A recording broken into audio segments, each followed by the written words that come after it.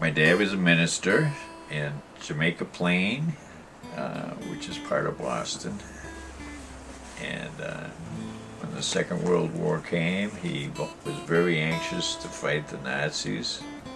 The Army rejected him because of his physical, but the Navy accepted him. He became a Navy chaplain. By the end of the war, he was a 3-star commander in charge of the chaplains of the European fleet.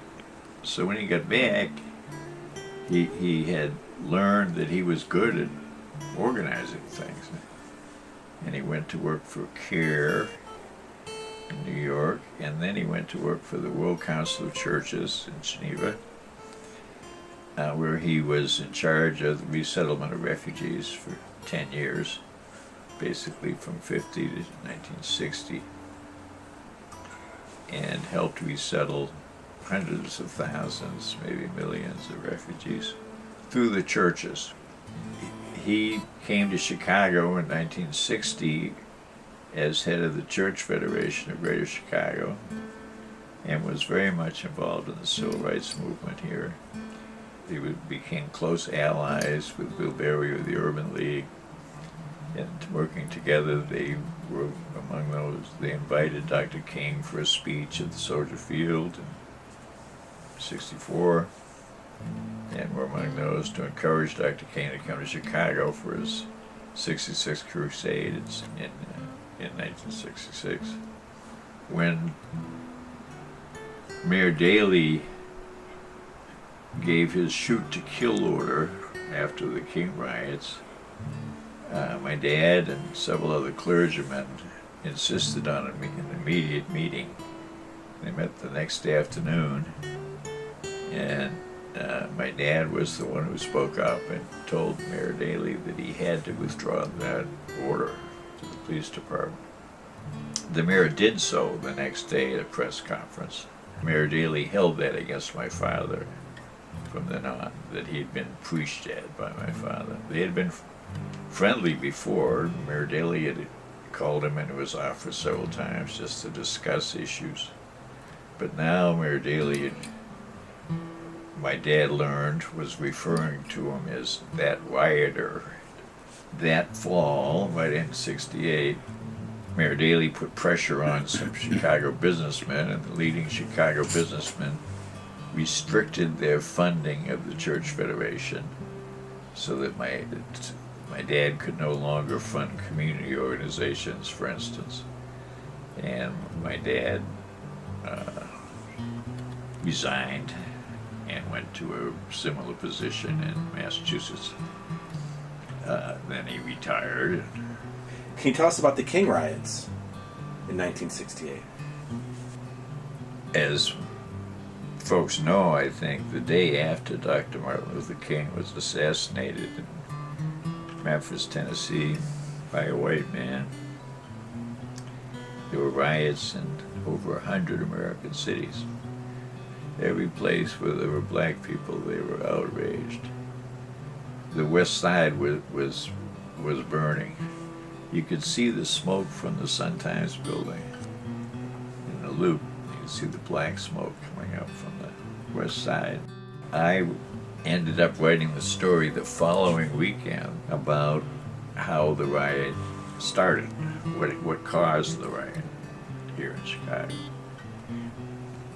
And I was able to determine a whole series of events that started with one high school on the West Side where the students were unhappy that Dr. King was not receiving the proper respect, and they marched out of their school with the Sun-Times had a full-page picture of Dr. King in the paper that morning, and they wore it proudly on their, many of them on their chests, and they were disciplined. They were like a Dr. Martin Luther King march. They marched to the nearest high school, and the students joined them there, and they went to the next high school and the next. And the fifth high school was Austin, out on the West Side, which had a number of black students, but it was in a white area. And the Chicago police stopped the march. And the police lieutenant fired in the air, fired his pistol, scattered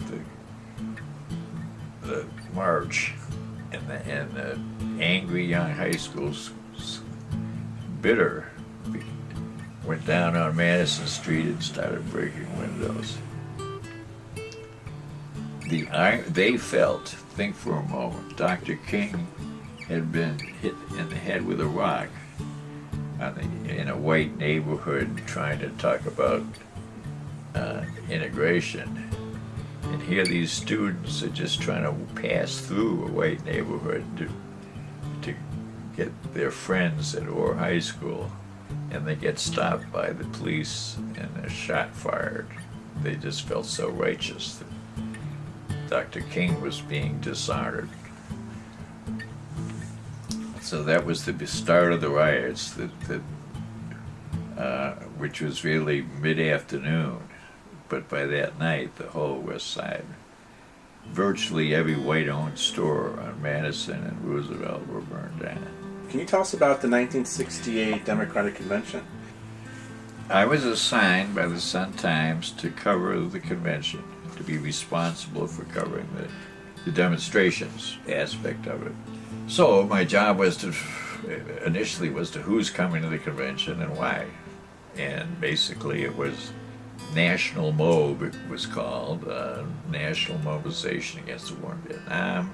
It was headed by David Dillinger, a lifelong pacifist. It was to demonstrate as the whole country was up in arms about the Vietnam War. At that time, President Johnson couldn't appear at a public setting without there being demonstrators. It was a big lot of demonstrators. Also coming to the convention were Dr. King's Southern Christian Leadership Conference, and they were trying to carry on the Poor People's Campaign. They had a couple mule-drawn carriages to lead the march, which was to start from the Hilton Hotel at noon on the day of the nomination. A third group was the Yippies, Abbie Hoffman and friends, and they planned a counter convention where they were going to elect a Pegasus. I wrote the story, and the editor, Jim Hogue, came around and said, I have it from high intelligence sources that there are dangerous elements coming to the convention, and I want you to put them in the story. And I said, I am not aware of any dangerous elements, and if you are, then you put them in the story. So he did. He added several paragraphs to that story about these dangerous radicals coming. And the only, as a guild member, you have the right to take your name off a story, which is what I did. I took my name off that story, which appeared that Saturday before the convention, and had Hogue's dangerous radicals coming. He also took me off as covering the demonstrations, and instead I would cover the campaign of Senator George McGovern, who was a long shot. There was big trouble Sunday night. The police decided that they were going to clear Lincoln Park, where the yuppies were doing their thing of smoking dope, dancing, having their alternative convention. So at 11 o'clock Sunday night, the vanguard, they were ordered to clear Lincoln Park, which technically does close at 11 o'clock, but it had never been enforced to my knowledge. And the police chased the demonstrators through the streets of Old Town, whacking them with their batons. They didn't just take them out of the park, they were just trying to get rid of them altogether. So the papers the next Monday morning were full of these stories of demonstrators being chased around. The same thing happened the next night, Tuesday. And this time, the police, several policemen took off their name tags, and went directly at members of the press corps, and photographers and reporters, as well as and chased the demonstrators around the streets of Old Town one more night. The reporters, especially the ones that had been beaten, were very upset. Turmoil within the newsrooms. But the editors, the publishers, whatever, wanted to just cool it down. They didn't want to upset anything. The following day, Wednesday, was the nomination, and that was what was important. So the following day, Wednesday, by now, most of the demonstrators who had been in Lincoln Park knew that wasn't safe anymore, and they pretty much moved on to Grant Park. Plus, the march was planned for Grant Park. And that Wednesday afternoon, the police pretty much marched on, attacked again a rally in Grant Park. And again, there you see police beating people. And some demonstrators throwing things back. But the real crisis of the day came that evening, when there were hundreds, probably a couple thousand people lined up ready to start that march on the convention, starting in front of the Hilton Hotel. And the line of march went up Michigan and then into Grant Park and sort of snaked around. So the whole area before the Hilton Hotel was packed. And there were also big video cameras strapped to the hotels to show the comings and goings at the Hilton Hotel. Well, I don't remember the exact time, but somewhere around 6 o'clock, a brigade of Chicago policemen charged down Balboa, Michigan, into Michigan Avenue, clearing the intersection. And the video cameras caught that live, and the tapes were shown during the national convention, and which caused an uproar on the convention floor. And those pictures were credited with losing the election for Hubert Humphrey, because these crazy Democrats couldn't even control their own convention or their own people. And in fact, with these pictures of Chicago policemen beating up demonstrators and carrying them to paddy wagons, Senator Ribicoff from Connecticut addressed the convention and said, if George McGovern were president, we wouldn't have Gestapo tactics in the streets of Chicago. And the whole, especially the Daley forces, and that they were keeping tight control at that convention, were outraged. And that's when the pictures of Mayor Daley shouting at Ribicoff apparently obscenities and anti-Semitic suggestions. So the national audience was treated to these pictures. Meanwhile, the demonstrations were still going on, and the demonstrators realized that they had been on television, and they started chanting, "The whole world is watching, the whole world is watching." And the police, meanwhile, are still going, not to the same frantic pace, but they're still arresting people, trying to clear that intersection. So, the convention itself that night went ahead and nominated Hubert Humphrey to president, the forces of the McGovern people and the McCarthy people. The McCarthy people had, since McCarthy had won the New Hampshire primary, he was the peace candidate, and he came in second, and McGovern came in third. So that was that. And then the following day, the papers in the following several days, the major newspapers went out of their way to change people's minds about what they'd seen on television, so including a front page letter from the publisher of the Sun-Times, and then a series of stories about how dangerous the demonstrators had been and what terrible weapons they had threatened the police.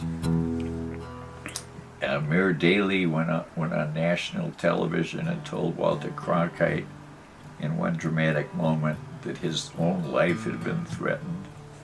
So that counter-offensive was very effective, especially nationally.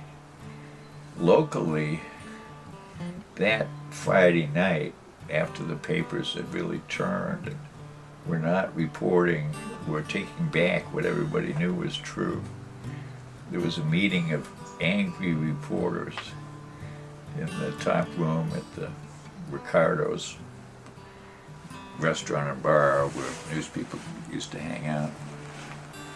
And there were, I don't know, maybe 60, 80 reporters from every newspaper, TV station. All the reporters were upset. What are we going to do when the truth is being distorted? And we decided to form a working press association. And I was elected president of the Working Press Association. And my friend Hank DeSutter was elected to start a journal, a small newspaper that would report the real news, since our papers weren't doing it. And that became a very powerful monthly newsletter that started off by going over the events of the convention. Had the amazing stories that the reporters had not been able to get into their own newspapers. It was a very powerful monthly. Did you follow up with the Sun-Times and putting the convention in perspective? It looked like we were going to... Jim Hogue was the new editor. He had become editor over the course of the convention. And he called 5 of us reporters into his office about a week after the convention and said, okay, we're going to set the record straight. I want each of you to write, and we divvied up the stories. Mine, once again, was who came and why. And there was one on the weapons that were used by the demonstrators and whatever. There were 5 different stories. And the following week, the weapons story was carried by Basil Talbot Jr. But then none of the other stories were run. So I asked for a meeting with Jim Hogue, the editor. We went to his office, and I said, I thought we were going to try to set the record straight here. And it's really distorted with all this talk of the radicals, whatever. And he said, Chris, I have it on the highest intelligence authority that the demonstrators were guided by radio from Havana. And I didn't know what to think. Does this man really think that? It was totally off the wall. And my only explanation was it must be the CIA line. It must be the government line. 10 years later, I was working for the Channel 2 News, and working on focus reports with Bill Curtis, which were an in-depth look at one particular story of the day. And at the time, news stories could only be like a minute and a half. And we could go 6-8 minutes if we wanted to on a big enough story. So it was a real breakthrough, and we did some really good journalism. But anyway, we did, at the 10th anniversary of the Democratic Convention, we did a series, the 68 convention 10 years later. And during the course and we really laid it out day by day, and there was a lot of file footage, and we went through Sunday, Monday, Tuesday. During the course of that, Brian Boyer, my friend, who was also a producer there, interviewed Emmett Deadman, who had been editor of the Sun-Times until Hogue took over during the convention. And Deadman says in that interview that Mayor Daley, shortly before he died, told him over a dinner that President Johnson had planned to come to Chicago and get renominated. That Daley had to tell him twice on the phone that he couldn't come to Chicago. Once when his plane was on the tarmac, is the way Daley put it. Deadman has since after that edited his book and included that episode in his book about Chicago. Well, if that's true, that changes a lot of things. And it explains why there was that charge down Balboa Avenue to clear the intersection. Because in those days, Johnson would have flown into O'Hare, small plane to Meigs Field, in a caravan to the Hilton Hotel. And it turns out the day before the that Wednesday, the Tribune had run 2 stories about how it looked like Johnson was coming. One of them was an interview with Daley, when Daley was asked, well, how about LBJ? Might he still be in the picture? And Daley indicated that he was. And the second one was about how they had prepared a 5-foot-tall birthday cake for Johnson, and that he'd rented the Imperial Suite at the top of the Hilton Hotel. So then it begins to make sense. Johnson wanted to come in that Wednesday evening for a surprise birthday party. Emmett Deadman had mentioned that. His birthday was around that time. And then as he was being cheered for his birthday, he wanted to be renominated by acclaim. A little research shows that has to be true. In biographies of Humphrey was worried right up until the very end that Johnson was going to jump back in. McCarthy, the anti-war candidate, told his supporters he wasn't going to appear on the convention floor until after Johnson did. And the news media thought he was nuts. They didn't know Johnson was coming, but apparently McCarthy did. And his plan was to interrupt Johnson's plan. And after the birthday cake, McCarthy would enter, and that would break up Johnson's plan to get renominated. So it appears. But in any case, to my mind, the most important conclusion from that is when Johnson's most famous quote, "I will not run, if nominated I will not accept," whatever, that he was probably just lying through his teeth. Or if he wasn't, he changed his mind shortly thereafter. And to my mind, it's suspicious. It casts more suspicion on Johnson. Because after Bobby Kennedy entered the race, all the polls showed that Bobby Kennedy could beat him, that he would be president. So Johnson says he's not going to run. Bobby conveniently gets eliminated. Johnson jumps back in. That's what it doesn't prove that, but it certainly opens the door to that possibility.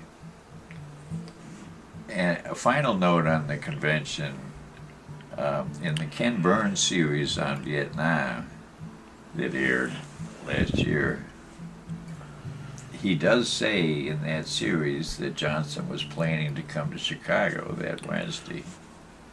But then he says it was because he saw that there was trouble there and he wanted to come and try to help out. Well, that is clearly not what happened.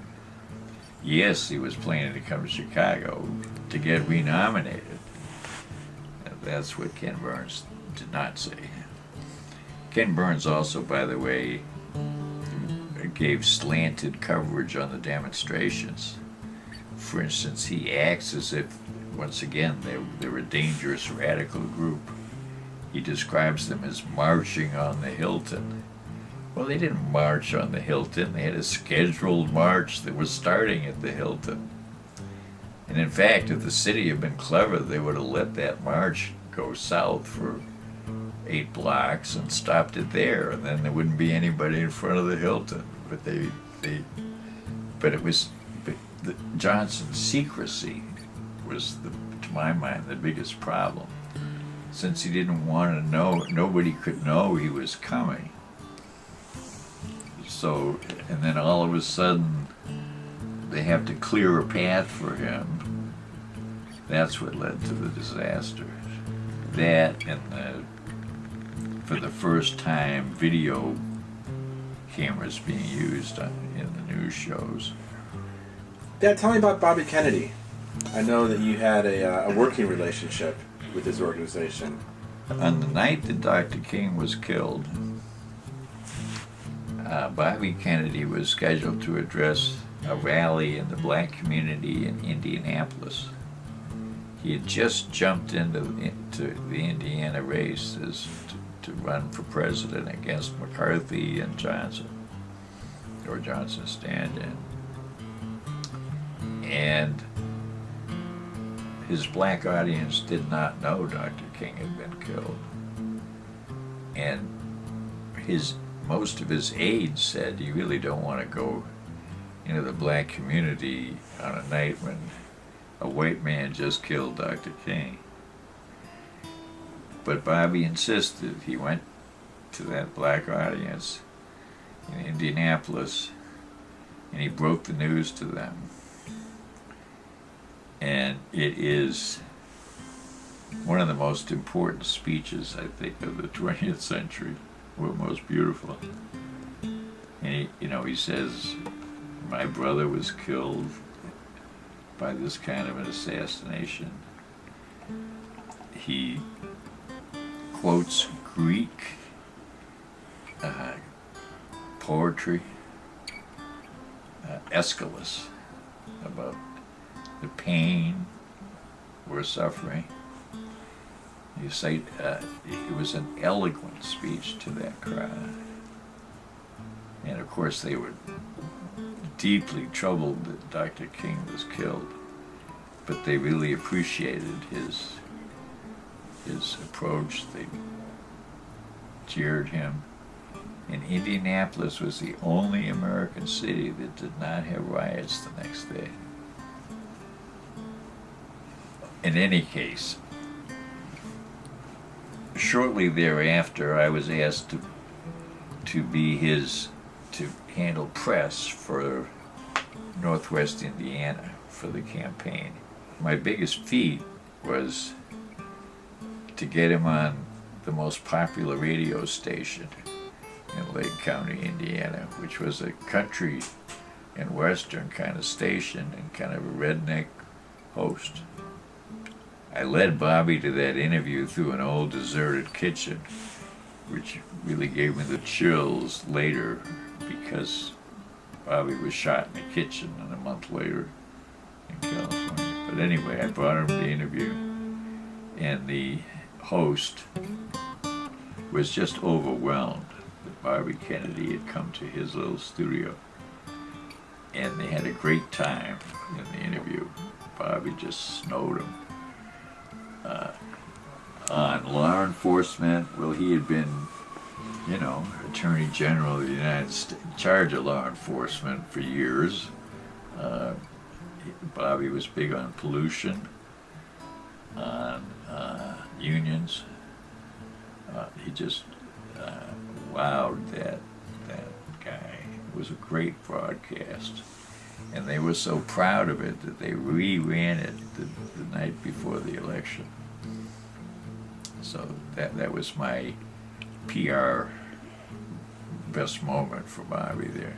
If you were to say one of the most important days of 1968, maybe December 16th, 1968 in the winter, what other very important event happened that changed the whole outlook of your family and changed everything? Well, my second son was born. Unexpectedly, I might say. My wife was unable to make it to the hospital, and so my son Bob was born on our bed. I had to chase out the neighbors and a dog to get a little privacy, and fortunately Bob came out pretty much all by himself, and I lifted him up and put him on his mom's tummy, put a blanket over them, and in those days there was a medical team that would come around, the Chicago Maternity Center, I think it was called, and I checked with them, and they gave us, you have an hour before you have to cut the umbilical cord, so they arrived and cut the umbilical cord. I should mention too that as the birth process was starting, your mother was telling me to get the Dr. Spock book. I believe that's the child expert. Feverishly, it's in the top drawer, so I was racing to get the book and look up birth. But it all ended up happily, and your mother was very happy to have given birth to you at home. So as much as 1968 was a turbulent year, at least it ended on probably the highlight of your life, the birth of your second son, Bob Chandler. One of the highlights.